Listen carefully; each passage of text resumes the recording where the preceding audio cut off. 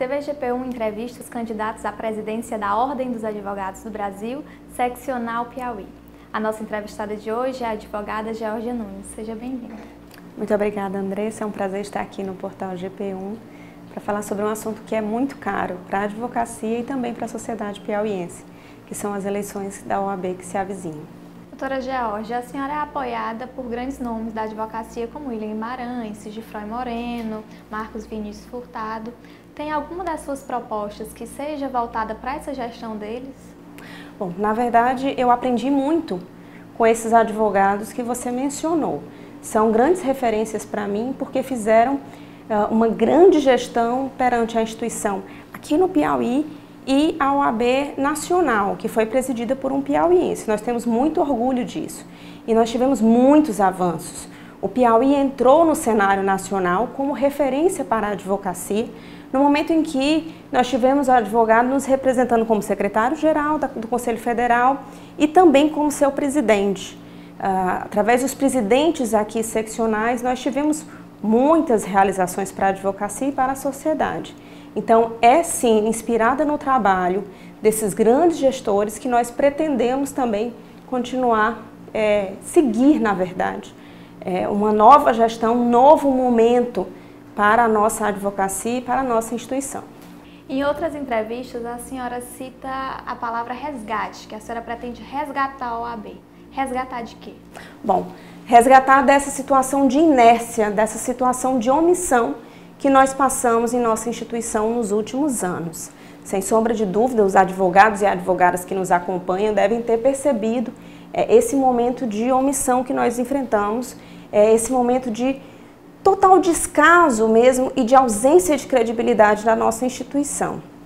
Os advogados não se sentem representados pela atual gestão, isso é voz pacífica por onde a gente passa, com os colegas com quem a gente conversa, e nós precisamos fazer com que o advogado se sinta em casa novamente na OAB. E mais do que isso, que ele se sinta representado por sua instituição, que ele saiba que onde ele for, ele estará levantando a bandeira da OAB e que a OAB sempre estará defendendo as suas prerrogativas e os seus interesses para que ele possa exercer dignamente a sua profissão.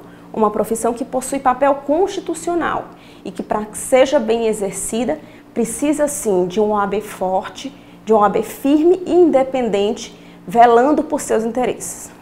E como garantir que o advogado do interior seja tratado da mesma maneira que o advogado da capital? Bom, esse é um desafio que nós enfrentamos quando nós estivemos na gestão e que nós certamente retomaremos quando assumirmos a presidência da OAB. Nós tivemos muitos investimentos e muitos serviços prestados em prol da advocacia do interior.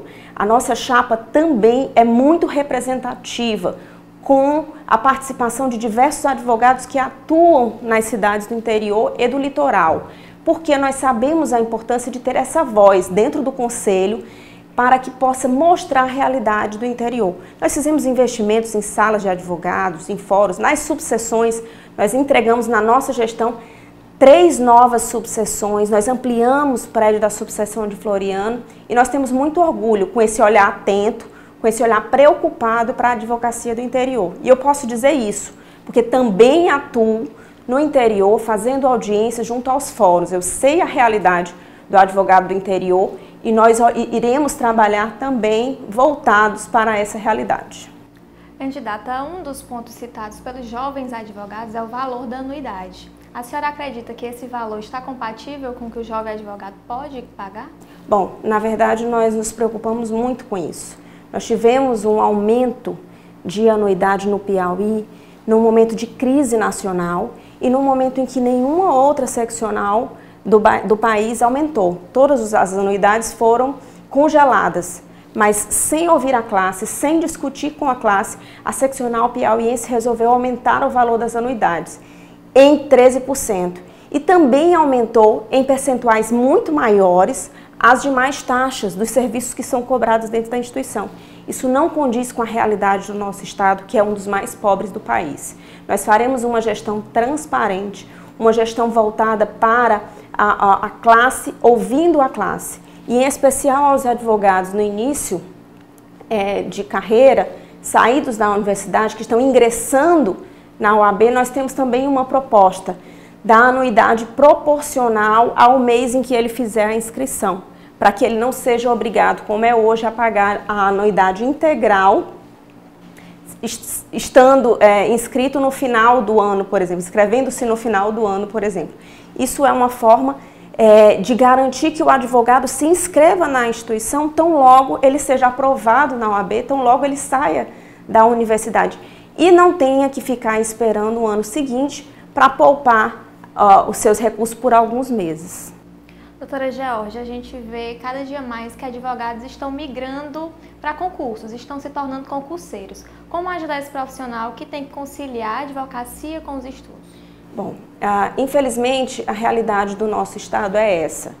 Os advogados saem da faculdade e, diante das dificuldades do mercado de trabalho, acreditam que o único caminho, que a única solução é o concurso público, é o serviço público. Nós queremos mudar esse pensamento. Aquele advogado vocacionado para a advocacia, ele precisa ter orgulho de realizar a sua profissão e investir na sua profissão como o seu caminho, porque é ali onde ele vai se realizar, é ali onde ele vai ser feliz.